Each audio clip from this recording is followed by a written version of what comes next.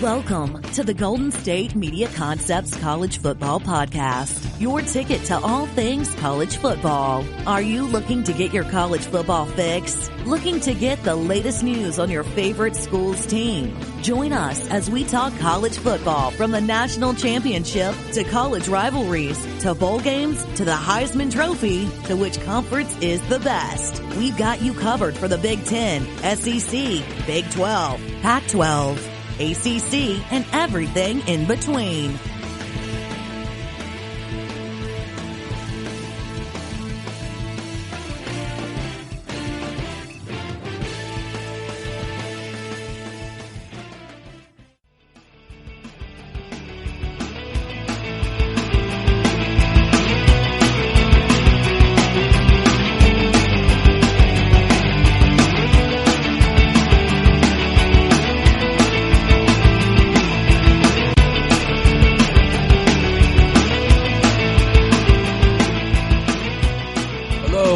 GSMC College Football Podcast, brought to you by the GSMC Podcast Network.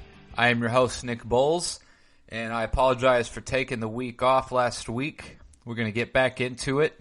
Last episode, I covered the SEC 2020 schedule coming up, and I want to apologize to the defending champions of all people, the LSU Tigers. I forgot to do you guys, and the main reason that I sort of forgot is that LSU is just such a big question mark for me this year. I kind of sort of maybe just put them in the back of my mind and forgot about them. Let's really quickly wrap up LSU, and then we're going to get into some transfer moves, and I'm going to then get into the Big Ten. And next episode, I think I will do a recruiting breakdown of what has happened so far this year. As we all know, obviously, LSU won the national championship last year. They had one of the most impressive seasons of all time. They beat several top 10 teams, went undefeated. They essentially rolled their way to the national championship and passed with flying colors at just about every test. Closest games last year came against Auburn, where they won by 3.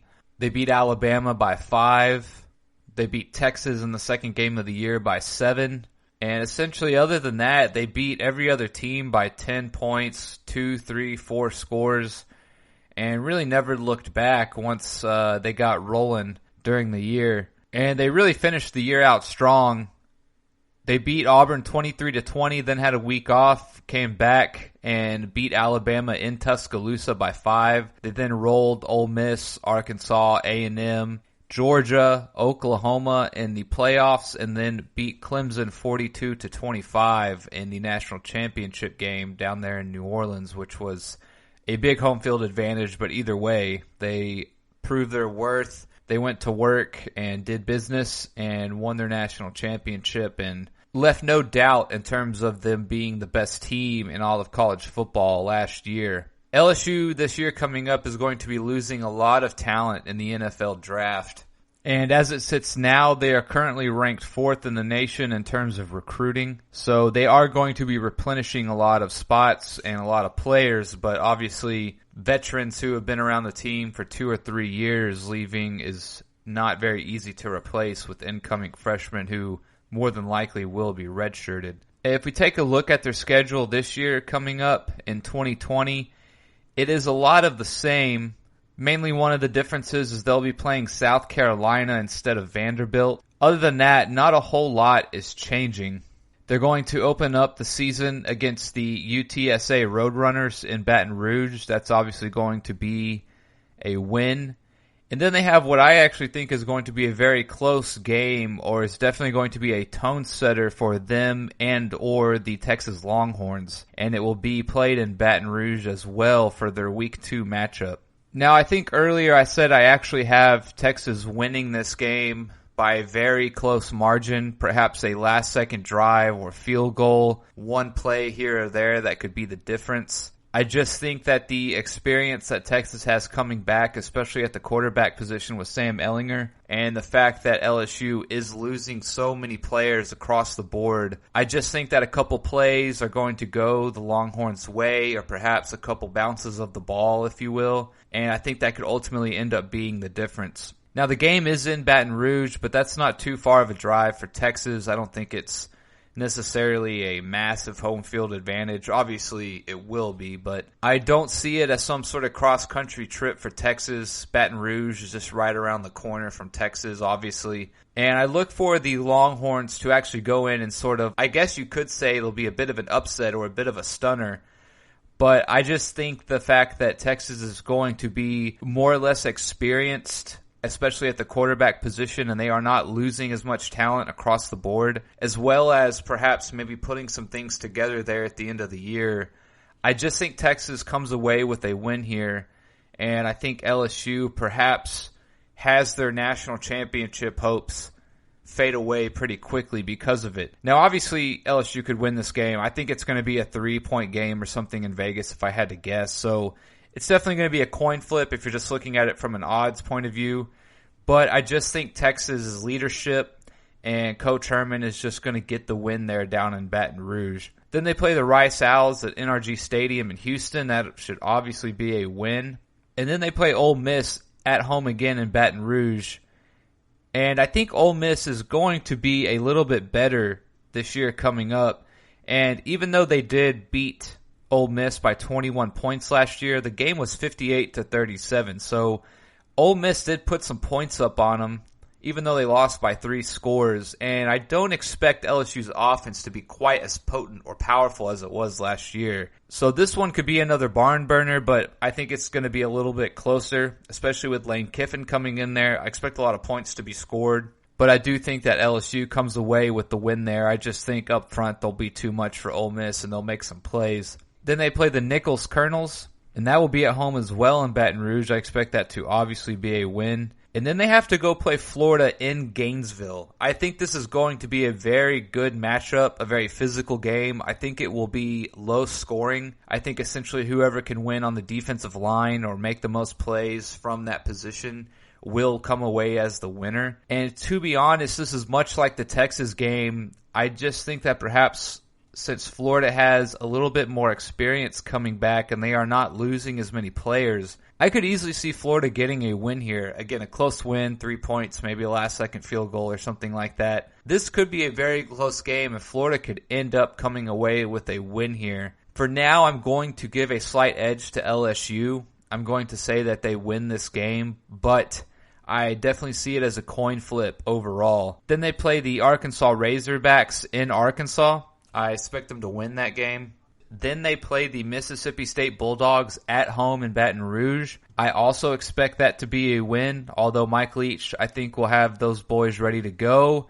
I think it's going to take him a couple years, though, to perhaps get his offense running or clicking.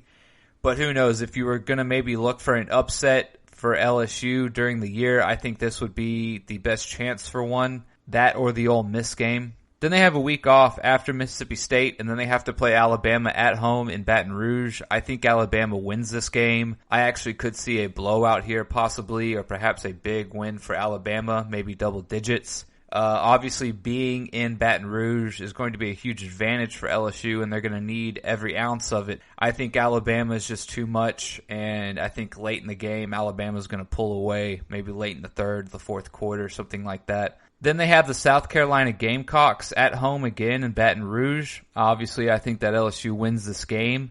Then they have to go play the Auburn Tigers at Auburn, and I think this is another tough matchup for them, and I could easily see Auburn winning this game. And a lot of what I see the difference between LSU's year last year compared to this year coming up is that last year they were obviously head and shoulders better than a lot of these teams that they played. But I look at games like Texas, Florida, Alabama, Auburn, and I think these are toss-up games this year. I really think that they could go either way, perhaps LSU losing them all or even winning them all. But I think they definitely lose some of those games and maybe even a couple upsets. The Ole Miss game, the Mississippi State game, I could definitely see LSU dropping one of those games possibly. So after the Auburn game, they then go on the road again to College Station to play the Aggies. And as you guys know, I have the Aggies as sort of my favorite dark horse next year to maybe do some things in the SEC, especially the SEC West. And I think I'm going to pick the Aggies to get a win here. Now, a lot of these games, as I said, these early games, these early out-of-conference games, A lot of it will have to do with momentum and sort of how the team is rolling, how they're playing at the time. Even if LSU, let's just say, is 500 by the time that they play A&M, but they've won their last 4 games or something like that, and the offense is clicking, the defense is picking it up, the new quarterback is starting to feel a lot more comfortable at his position, he's making the right reads, and they're just clicking, then obviously that sort of changes things. But if I had to pick right now, I think A&M gets a good win at home against LSU, a tough win. I think the A&M offense is going to be pretty good next year, and I think that defense will be drastically improved. I think that the Aggie defense is going to be on par with some of the better ones in the SEC or the country. I just feel like A&M pulls off a tough win here. Again, I think LSU could easily win this game, though. It's going to be a toss-up either way. So for LSU next year, I just see them taking a step back, sort of a regroup year. I obviously don't think that they're going to be fighting for a national championship this year. And I just think that they drop a few of these tough games that they probably won last year. So next year, I could very easily see LSU going 8-4. Maybe even 7-5 on a really bad year or on the low end. I think at best they go 10-2, maybe 11-1 if they have a great year and exceed expectations. But I think 8-4, 9-3 is about where I have them next year. And I obviously don't have them in the SEC championship game or going to the playoffs. So that's my outlook on LSU. A lot of it's going to have to do with how they replace all the talent they lost. And obviously that is no easy thing to do when we're talking about the mass exodus of players that they're having when it comes to going to the NFL draft next year. I wanted to quickly wrap up LSU in the first segment since I forgot them for the SEC in my last episode. When we come back, I'll go over some more notable transfer moves that have happened the last couple weeks since I haven't covered them in a while. And then I will get into the Big Ten and some of their more notable teams and how I see them perhaps shaking out. And then I want to, in my next episode after this one, do sort of a recruiting recap. And we'll sort of get into that, where some people went. There's still a couple names out there who haven't decided yet, and it hasn't quite wrapped up. So I want to give it some time and then perhaps do a better review when all the information is in front of me. So stay tuned, and we'll do some transfer news coming up next segment.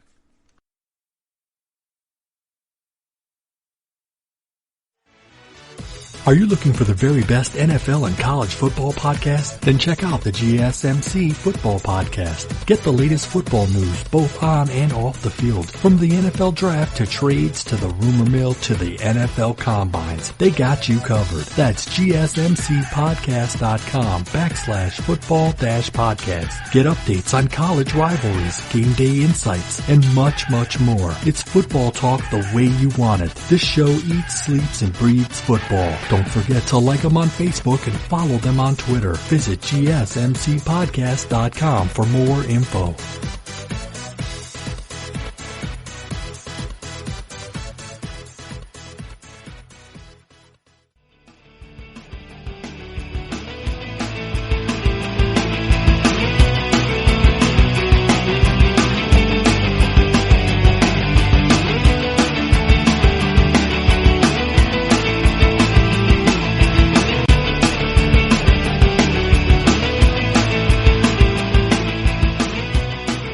Welcome back to the GSMC College Football Podcast.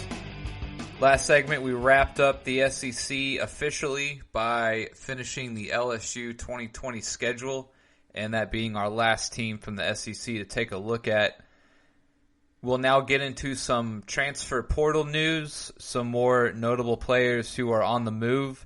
And first we'll start with Vanderbilt quarterback Mo Hassan, who looks like he's going to be headed over to USC. Hassan originally started at Syracuse as a walk-on and then moved on over to Vanderbilt. And in the last season, he played in 2 games, including his first career start. Unfortunately, he got a concussion and had to leave the game and miss the last 5 games.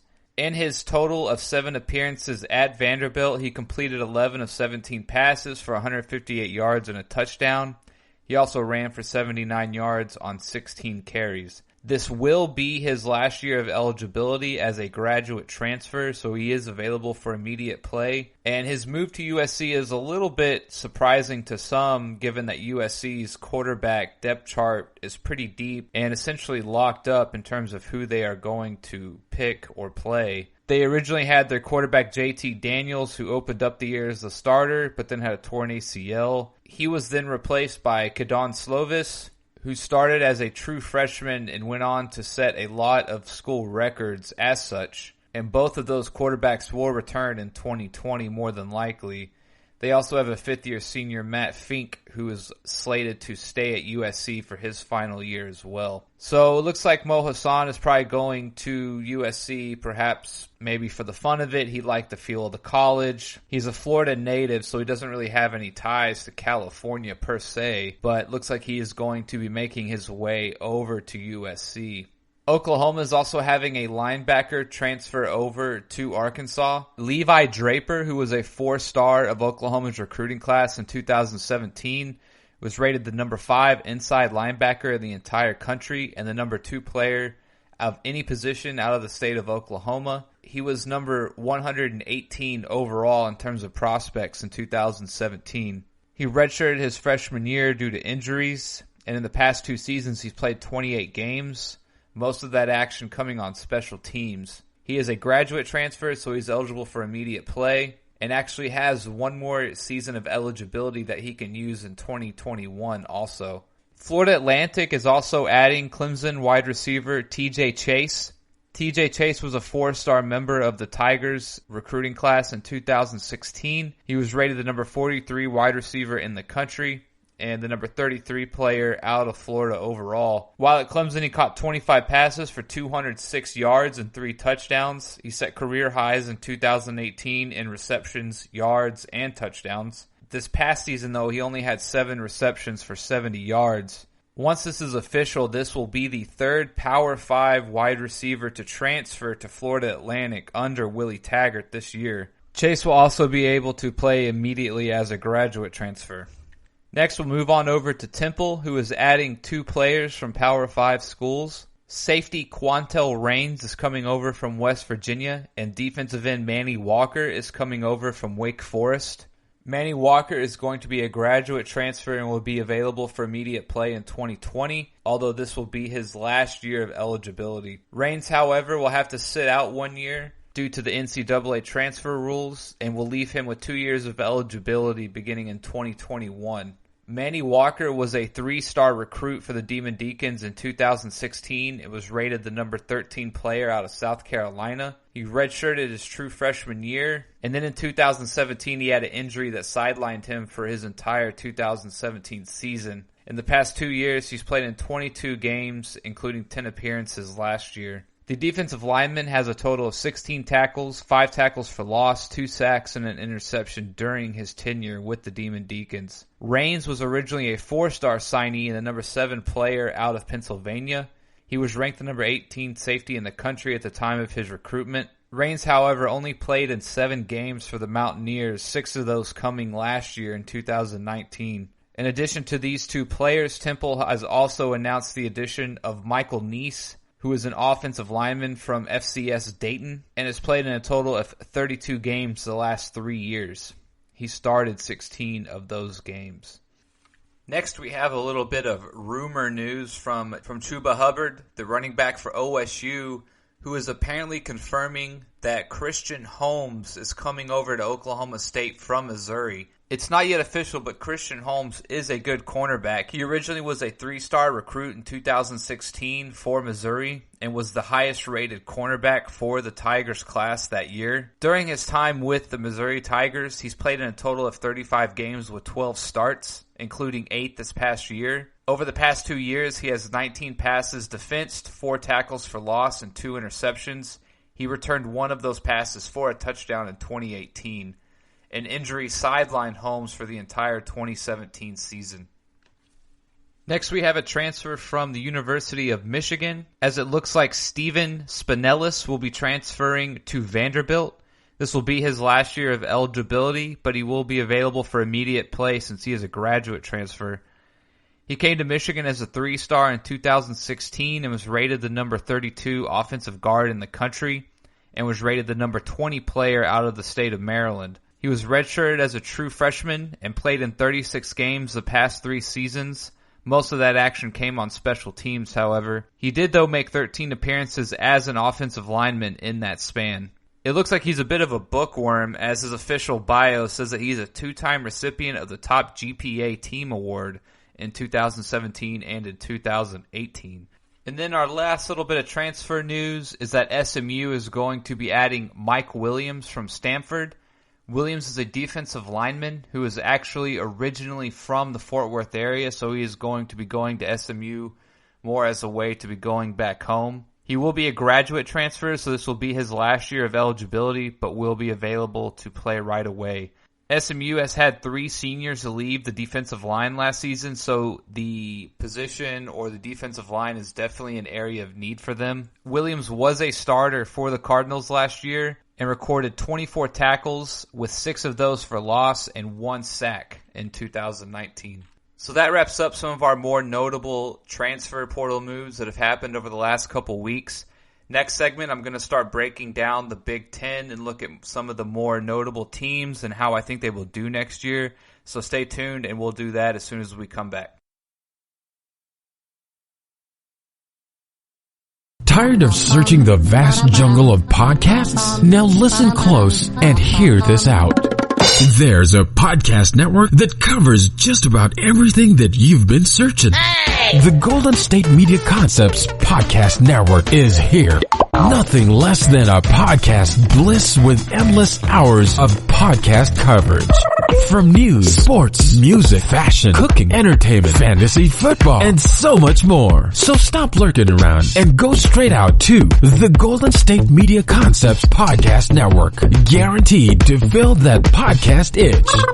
Whatever it may be. Visit us at www.gsmcpodcast.com. Follow us on Facebook and Twitter, and download us on iTunes, SoundCloud, and Google Play.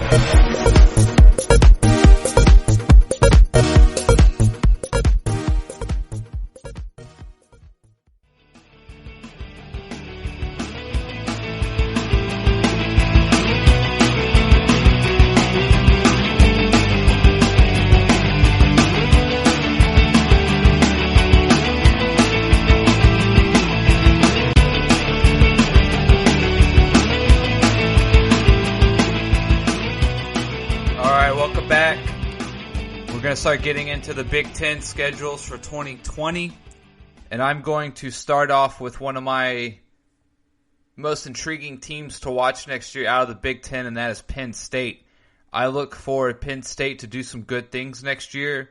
I think they will challenge Ohio State for the Big Ten title, which I know is saying a lot, but I will get into why that is when I come up to Ohio State, as I will probably do them next segment or at the end of this episode. Penn State made a big splash last year, mainly with their offense and their quarterback, Sean Clifford. He looks like he is a very good quarterback. He's got nice touch, a good arm. The medium to long passing game is a strength of his, and really his weaknesses sort of come in the shorter aspects of the game or the quick reads, things like the option. And so I think those are some things he can make some good improvements on, or are easy tweaks or fixes. And I really look for Penn State's offense to be just as good, if not better, next year.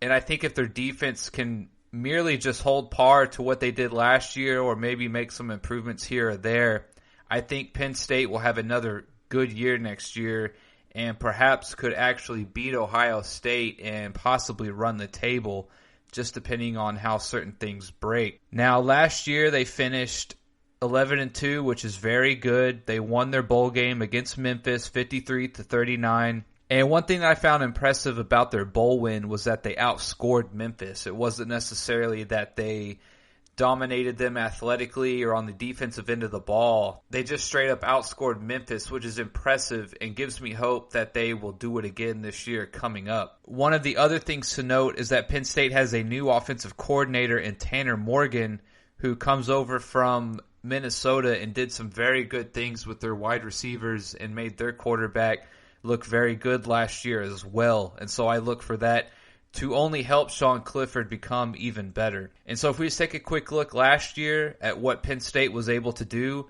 they lost to the just mentioned Minnesota Golden Gophers, and they lost to the Ohio State Buckeyes. They lost to Ohio State 28-17, and they lost to Minnesota by a total of 5 points, 31-26. The other thing I notice about their schedule is that they put up a lot of points, about 28 points at least every game. They scored 17 against Pitt, and Pitt is a good defensive team. They play sort of that quote-unquote ugly brand of football. They slow it down. They muddy up the game. So 17-10 is understandable. They still got the win. But they scored 79 against the Idaho Vandals, which they should. 45 points against the Buffalo Bulls, 59-0 against Maryland, and at that time, Maryland's offense was doing very well, so to shut them out and to score 59 on them is pretty impressive. Now, obviously, Maryland did not go on to have the year that we thought they were going to when they started out the year with wins over Howard and Syracuse for 79 and 63 points in those two contests, so Maryland really tapered off, but they still put up 59 points and blanked them at the same time, so that's always a good win. Then they beat Purdue 35-7. They barely beat Iowa 17-12, and Iowa, of course, is a very good win for them as Iowa went 10-3 last year. Then they beat the Michigan Wolverines 28-21. They beat Michigan State 28-7. They had their loss to Minnesota. Then they beat Indiana 34-27, lost to Ohio. Then beat Rutgers 27-6, and then obviously beat Memphis in the Goodyear Cotton Bowl 53-39. So if we take a look at their 2020 schedule, I think it's just about the same. The only thing that I think is different is that they have a nice end to the year. I think they have 5 games at the end of the year that they should win. This is good in terms of sort of getting their season out of the way. I think for them as an offensive team or a more offensive-minded team, for some reason this just sits well with me. If they can sort of get over the hump during the middle of their year, which is where they're going to have their tougher teams, I just get the feeling that bodes well for their confidence and sort of their momentum. And we'll go ahead and break down their 2020 season real quick. They open up with Kent State. That should be a win. Then they play Virginia Tech at Blacksburg. And you guys know how I feel about these early games. Sometimes they can sort of be good for the underdog is sort of how I describe it, to just sort of put it bluntly. But they play in Blacksburg, Virginia against Virginia Tech. I think there's going to be a lot of points scored in this game. I think that Penn State wins, but again, I sort of see this as a trap game almost. Virginia Tech will probably be playing as if they have nothing to lose, and I am hoping that Penn State does not play tight and sort of is playing as if they do have something to lose. I think that's a very winnable game for Penn State, so I look for them to win that one. Then they play San Jose State. That's a win. Northwestern. While I don't think they should overlook Northwestern, I do think that they are going to handle Northwestern just fine, and they should win. Then they have to go into Ann Arbor to play Michigan. And I feel like Michigan Wolverines have been the new Notre Dame as of late, the last 3 to 5 years. I just feel they have been a little overrated. They have not been very worthy of their ranking and sort of the hype that they are getting every year. So I think Penn State beats Michigan in Ann Arbor. I don't see anything in terms of Michigan that sort of worries me, right? If I'm a Penn State player or coach or fan, Michigan is just not striking a lot of fear in me right now, and I don't really see anything other than perhaps Harbaugh being able to work a coaching miracle that is going to make me think that Michigan can beat Penn State. And so I look for Penn State to beat Michigan here. Then they have a week off, and I like this week off because after the week off, they are going to have to face Iowa and Ohio State back-to-back. Now, they do have them both at home, which is nice, but these 3 games here, Michigan, and then a week off, then Iowa, then Ohio State, that is essentially going to be Penn State's season right there. And I just think that being able to get off the blocks, they have Kent State, Virginia, San Jose, and Northwestern.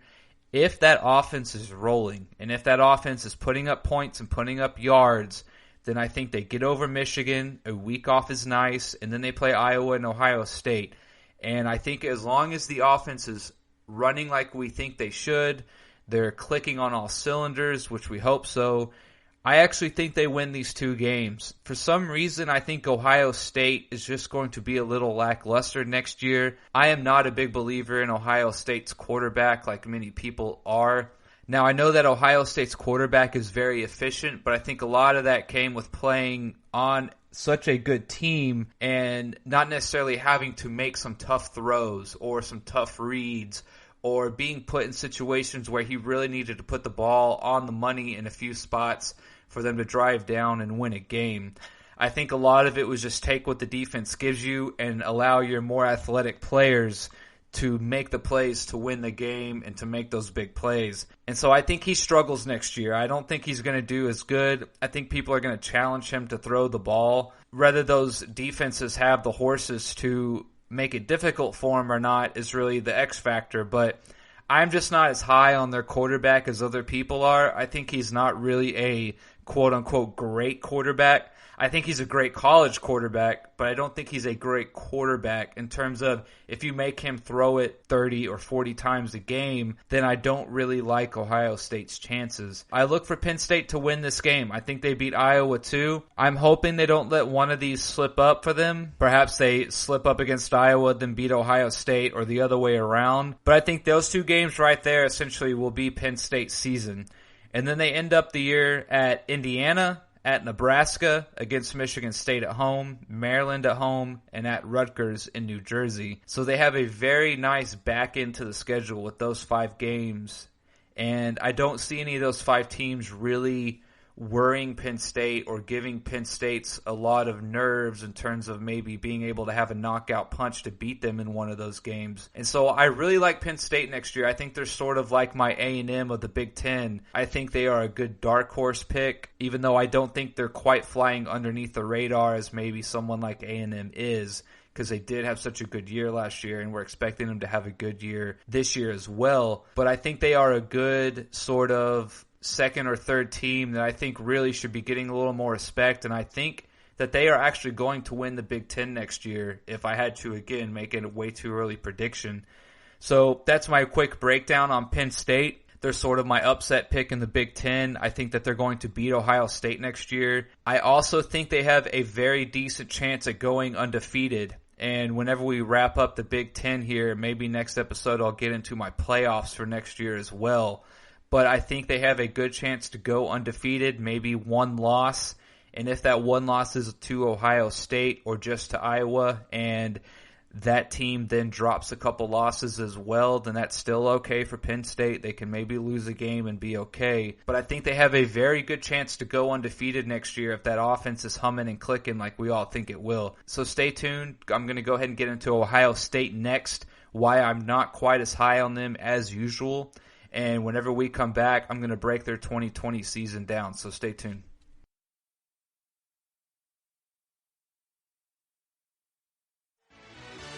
Are you looking for help for your fantasy football team? Check out the GSMC Fantasy Football Podcast. Get today's best advice on who to start, who to sit, even who you should draft. From sleeper picks to red hot lineups, they got it all covered for you. That's GSMCpodcast.com/fantasy-football-podcast. We'll cover traditional leagues, dynasty, PPR, even IDP leagues. When you need fantasy help, there's just one show to hit up. Don't forget to like them on Facebook and follow them on Twitter. Visit GSMCpodcast.com for more info.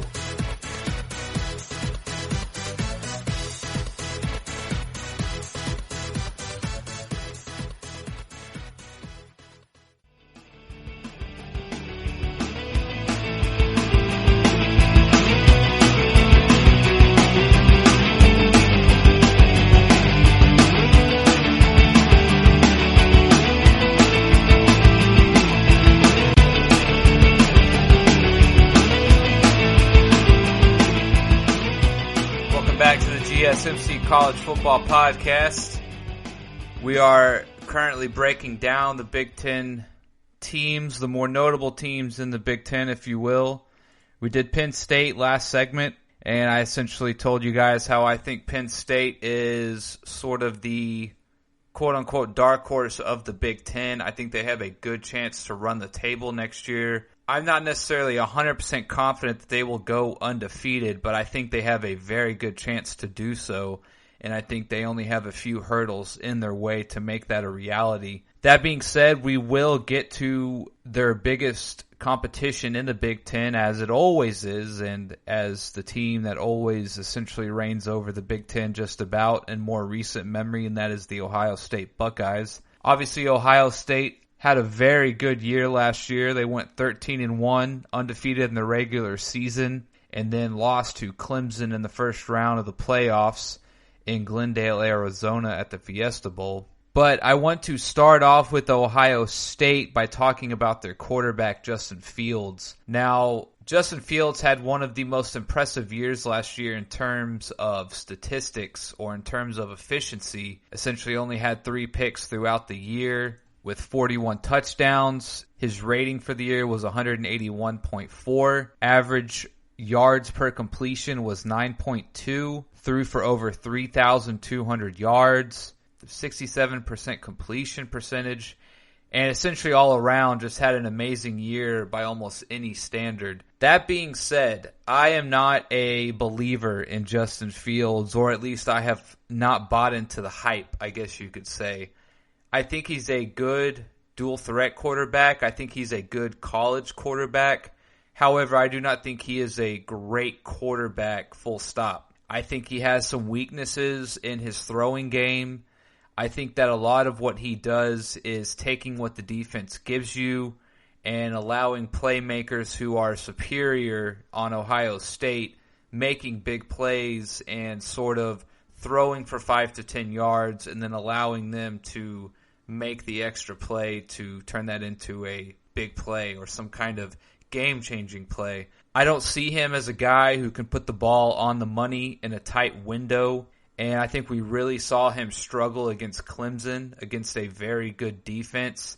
He only went 30 for 46 for 320 yards, 7-yard average, 1 TD for 2 interceptions, and he had an overall QBR of 88.3, which is respectable, don't get me wrong, but I think whenever he plays better competition, I just don't think he necessarily is this efficient machine that he was last year in terms of his numbers and the 41 TDs to 3 interceptions. If you look at what he did against Wisconsin in the Big Ten championship game, 19 of 31, 61% completion percentage, 299 yards.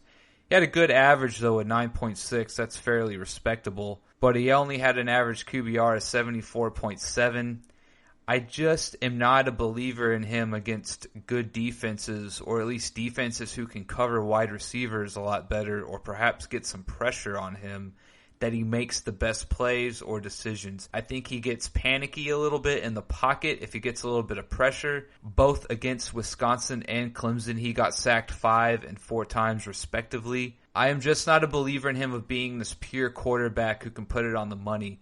Again, I think he is a good college quarterback. I think he is a sometimes great college quarterback. However, I am not a believer in him in terms of him being able to win you a national championship game in and game out when it comes to playing good defenses. And I think that coming up this year, while I do think that obviously Ohio State could possibly go undefeated again, maybe lose 1, maybe 2 games at the absolute most, I am just not a big believer in him in winning a championship. I think against the better defenses, he struggles. I don't think he is necessarily good enough with his legs to make up for what he may lack in the passing department. But I think that this year he is going to struggle a little more. I think he's going to take a small step back. I still think he's going to be good, but I don't think he will be Heisman worthy in terms of being able to win it. He might be a finalist, which I know is still impressive. But this year I expect Justin Fields to take a small step back. I do not see him really having a better year or necessarily adding certain things to his passing attack or to his passing game that is going to make me think he can put a team on his back for an entire year and win the Big Ten championship and win 2 rounds in the playoffs against superior competition. And that's just my take on Justin Fields. That's sort of my quick scouting report on him. I think that he has a good arm. He's a good athlete. I am just not fairly confident in his total accuracy against better defenses. And I am not that confident on his decision-making overall when he is under a little bit of pressure. And when he is under a little bit of pressure, he has been known to make a few mistakes, and he just doesn't quite play with that same amount of efficiency that you're expecting from him.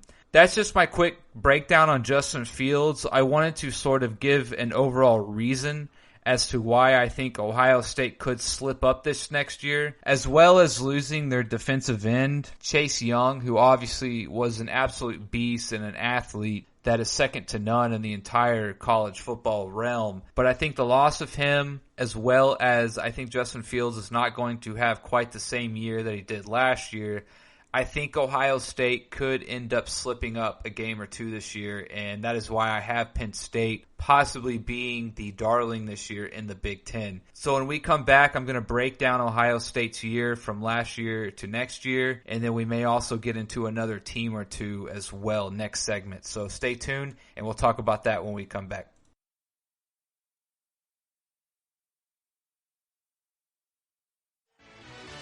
Check out the show that's built on the MMA. From the UFC to extreme cage fighting, they got the fights covered. Check out the GSMC MMA podcast. Get the latest news on past or upcoming fights. Join us as we talk to and about some of the biggest names in the MMA, past, present, and future. When it's the fight game, there's just one show to check out. GSMCpodcast.com/MMA-podcast. Don't forget to like them on Facebook and follow them on Twitter. Visit GSMCpodcast.com for more info.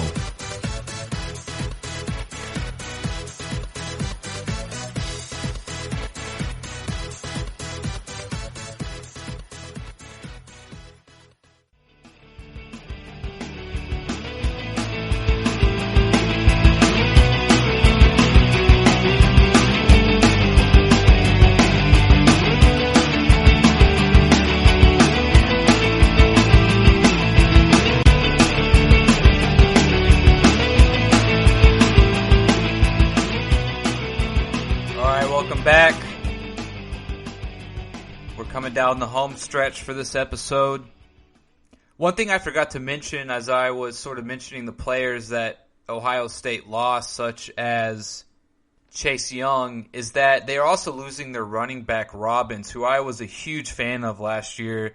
I just think he was an amazing running back all around and could do many things. And that's just one of those things also is that sometimes a quarterback's best friend is a good running back, and I think losing Robbins will also sort of put some more pressure on Fields to do more things. And also in the pass protection game, running backs play a lot bigger role than many people might know or understand in terms of picking up blitzes and keeping your quarterback's jersey clean. So I just wanted to mention that before we got into Ohio State and their season. So real quick, we'll look at last year. As we all know, they went undefeated until they lost to Clemson 29-23. And for full disclosure, just so I can sort of eliminate any arguments of biasness or anything like that, I actually thought Ohio State was going to beat Clemson in that game. Now, I thought whoever won was going to get beaten by LSU either way, but I did have Ohio State beating Clemson. I just thought Ohio State could make a few more plays with their athletes,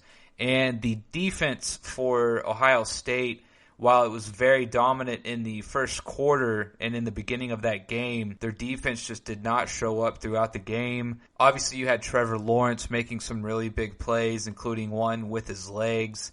And so I just wanted to put it out there that I actually had Ohio State beating Clemson this past year in terms of when they met in the playoffs. So I just want to really quickly, since they went undefeated, there's not much really to cover. We kind of know how everything went. The only thing I'd like to point out, though, is that Wisconsin got beat by Ohio State the first time they played 38-7, and then Wisconsin lost 34-21 in the Big Ten championship game. Wisconsin took quite a big leap forward in terms of closing that gap when they first played to when they played in the Big Ten championship game, and obviously a win's a win, so I'm not going to knock them too hard for that. They absolutely dominated Michigan 56-27. They beat Penn State, who I have Penn State being able to turn that around this year year, 28-17. Being able to hold Penn State's offense to 17 points is very impressive. But again, I think their defense without Chase Young is going to take a step back next year, and I look for Penn State to be able to score a lot more points the second time around. And if we look at their 2020 schedule, it is much harder than what they had last year. And the main difference is that they will be playing the Oregon Ducks the second game of the year in Oregon as their big out-of-conference game to sort of kick the year off.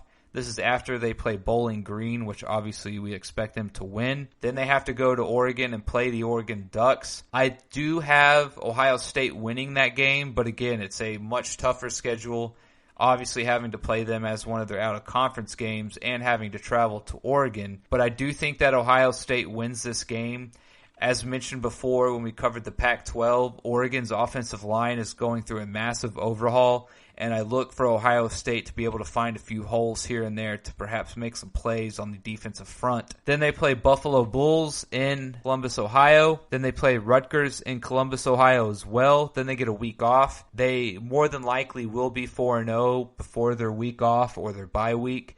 They could possibly get upset by Oregon and be 3-1, which obviously could be one of the slip-ups that I mentioned in the previous segment that I think Ohio State could have this year. The other big test that they are going to have is playing the Iowa Hawkeyes, who are a very good football team as well. Obviously, I think Ohio State should win, but Iowa is obviously a big improvement in terms of the competition that they are going to face this year. And Oregon and Iowa are essentially going to be the two big teams that they have to play this year that they didn't have in their schedule last year. After Iowa, they have to play the Michigan State Spartans in East Lansing. Obviously, again, I think Ohio State wins, but Michigan State is no easy game. They typically play the bruiser type of football, the dirty type of football. They slow the game down. They want to play a physical game. And even though I do think Ohio State wins here, I think this could maybe be a close one if Michigan State can perhaps get their hands on Fields at all and perhaps get him under a little bit of pressure. As I mentioned, I don't think he does exceptionally well when under a little bit of pressure, and I think Michigan State will try to do that. Then they have to go to Pennsylvania and play the Penn State Nittany Lions, who I essentially think will be their main competition this year. I think that will be the battle for the Big Ten on Saturday, October 24th. I look for Penn State to win this game, 3 points, 7 points, something like that. Essentially, I think it's going to be a barn burner, and I think Penn State's going to have to outscore Ohio State, which I think they're more than capable of doing. And that being said, on the other side of the coin, I think that if it is just completely a foot race in terms of offensive points scored, I give that advantage to Penn State. And I do not think that Ohio State's going to have the horses on the defensive side of the ball to perhaps slow them down enough to keep them out of the end zone that last or final time that might be needed to win the game or be the difference. Then they play Nebraska at home. They play the Indiana Hoosiers at home. Then they go on the road to play the Maryland Terrapins. Then they go on the road to fight the Illinois Fighting Illini, which again, that could be a trap game before they play Michigan Wolverines the next week. Illinois is not a great team, but they, in terms of a football program, they have been slightly better over the last 5 or so years. They were 6-7 last year, I believe. While I obviously think they can handle Illinois just fine, look for that to maybe be a trap game before they have to go and play Michigan Wolverines at home the next week. And so essentially I'd look for Ohio State to have a much tougher schedule next year, as they obviously are going to having to play Oregon and Iowa, which are two much improved teams that they did not have to play last year. And it's tougher than anything that they played minus Penn State or Michigan from 2019. The only upside is that they don't have to play Wisconsin this year, but I would actually think that having to play Iowa and Oregon instead of Wisconsin is going to be a tougher difference overall. So essentially I look for Ohio State to lose one game to Penn State possibly. You could sub that out for maybe the Oregon Ducks or maybe Iowa. But I think they lose one game, maybe two at the most. Obviously, I think they could go undefeated and go 12-0. I think 10-2, maybe a 9-3 at the absolute worst would be their floor. but I don't see them doing any worse than that. I think 11-1 is probably the most realistic record that they end up having at the end of the year. That's my wrap up on Ohio State. I think Big Ten is going to be interesting to watch in terms of the top teams, top 2 or 3 teams who will be looking to knock off Ohio State. So when we come back, I'm going to look at the Michigan Wolverines and maybe one other team, maybe Iowa Hawkeyes or something like that. So stay tuned and we'll go over that when we come back.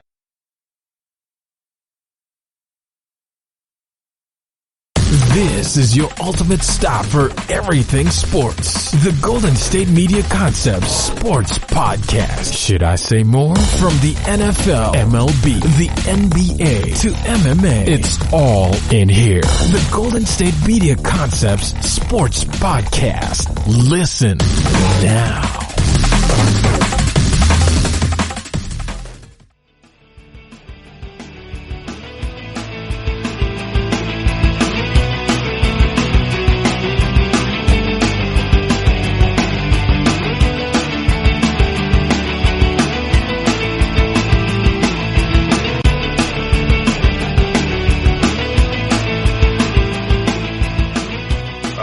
Back to the last segment of this episode.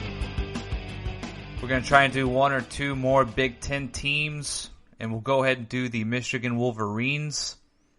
Michigan has been disappointing, I guess you could say, for the last, let's just call it 5 years.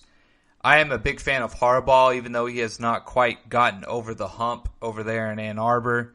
I think he's a good football coach. I think he runs a good program. Their recruiting has been good enough for Michigan, I would say is the best way to put it. They just have not been able to sort of win the bigger games, mainly Ohio State, if you will. And unfortunately, it just has not looked good on Harbaugh. But at the same time, if all you're trying to do at the end of the day is beat Ohio State and you're beating everyone else, then there's not too much to complain about and you're sort of being nitpicky, if you ask me. But at the same time, that's what he was brought in to do. That's what he is expected to do. That's definitely what he's being paid to do. And so Michigan definitely has been underperforming or a little underwhelming, especially if you are a Wolverine fan the last 5 or so years under Jim Harbaugh. If you take a look at their record last year, they were 9-4 overall, which is not acceptable in terms of the average expected year for a Michigan Wolverine season. At the same time, if we look at their losses, they lost to Wisconsin, which is understandable, even though they lost 35-14. However, Wisconsin was a good team last year. They lost to Penn State 28-21. So again, 1 touchdown on the road. They lost to, again, another good team in the Big Ten, a respectable team. And then they absolutely got blasted by Ohio State 56-27. And then they lost to Alabama in the Citrus Bowl 35-16. So again, their 4 losses are to respectable teams. They didn't really have any other close games in terms of being to unworthy opponents. They had a double overtime win against Army, which is probably not the best win, but again, it's still a win. And then they beat Iowa 10-3, which again, Iowa is a good team, so you'll take a win against a good team by however many points you can get it by. If we take a look at what they got coming up in 2020, I think that their schedule is slightly easier. They have to go and play at Washington to play the Washington Huskies. I do not think that will be as easy a game as people think. However, I do think that Michigan is just a superior talent in terms of what they have on the field. I think that they win this game. Then they play the Ball State Cardinals. That should be a win. Then the Arkansas State Red Wolves. That is a win. And then they have to play the Wisconsin Badgers at home. And they start getting into the meat of their season here before they start getting into perhaps some easier teams. They have to play the Wisconsin Badgers at home. Then they play Penn State at home. Then they go and play Michigan State on the road in East Lansing. And then they have to go on the road and play the Minnesota Golden Gophers in Minneapolis. And these 4 games, I think, will essentially decide their year. They also have Purdue after Minnesota, but they play Purdue at home, and I think they should be able to beat Purdue and handle them just fine. So these 4 games, Wisconsin, Penn State, Michigan State, and Minnesota. The first two will be at home, and the latter of the two will be on the road. These 4 games, I think, will essentially decide Michigan's season in terms of if it's going to be above average or disappointing, even if they perhaps go 2-2 during these games, or maybe even 3-1, because you're also expecting them to lose against Ohio State. They really need to go 3-1 at a minimum here in terms of being above average or exceeding expectations. If they go 2-2, it's not the worst thing, but I think they really need to come away with 3 wins out of those 4 games. If I were them, I would look to hopefully beat Wisconsin at home. I think that Penn State probably has their number next year. And then I think you're hoping that they beat Michigan State and Minnesota. Talent-wise, they should beat 3 out of 4 of these teams, in my opinion. I think Penn State has some of the playmakers to keep up with them, and just overall a better quarterback and system at the moment, that I think that Penn State's going to be a little much for them to handle offensively. But the other 3 teams, they should win, and I think they will. And I'm looking for Michigan State to not necessarily have an amazing year next year or a good year, but I look for them to maybe get back on track in terms of having just a couple losses to good teams at the worst and being able to win the rest of the games that they're expected to win. That's where Michigan needs to get back to, is winning the games you're expected to win. And if you're Michigan, you should be expected to beat Wisconsin, expected to beat Michigan State. And even though it sounds crazy, you should be expected to beat the Minnesota Golden Gophers, who have been a good football team as of late the last couple of years. Then after that 4-game stretch, as I mentioned, they play Purdue at home. Then they have a week off, Saturday, October 31st. I like that. I like that they have a week off later in the year. They then play Maryland at home. They then go on the road to play the Rutgers Scarlet Knights. Then they have the Indiana Hoosiers at home. And then they will be traveling to Columbus, Ohio to play the Ohio State Buckeyes. And obviously, I think Ohio State gets a win there. It would be nice if Michigan could pull off the upset, but I just don't really see it happening. I don't really even think they have a puncher's chance. And so I'm not even going to pretend as if I think they could beat Ohio State. So next year, if you are a Michigan Wolverines fan, I think you are hoping to go 10-2, maybe 9-3 at the absolute worst. But I think your hope is that you go 10-2, you get into a bowl game and you win that bowl game, and you're trying to end up the year 11-2. Perhaps you go 9-3 and maybe you don't quite get a good enough bowl game in terms of what you were hoping for as a fan. But if you can get into that bowl game and win that bowl game, even with a 9-3 record, then I think overall you should be happy or satisfied that at least your team is moving back in the right direction. And so that's just how I see Michigan. I think they need to go 10-2 next year. That would be good for Michigan and Harbaugh. I think 9-3, 10-2 is where they will fall. And whatever the outcome is in terms of 9 wins or 10 wins, they really need to win their bowl game and preferably win it big. Send a message, have a good ending to the year. Hopefully play Ohio State close. Keep it a close game. Don't get blown out by 3-4 touchdowns. Keep it to single digits.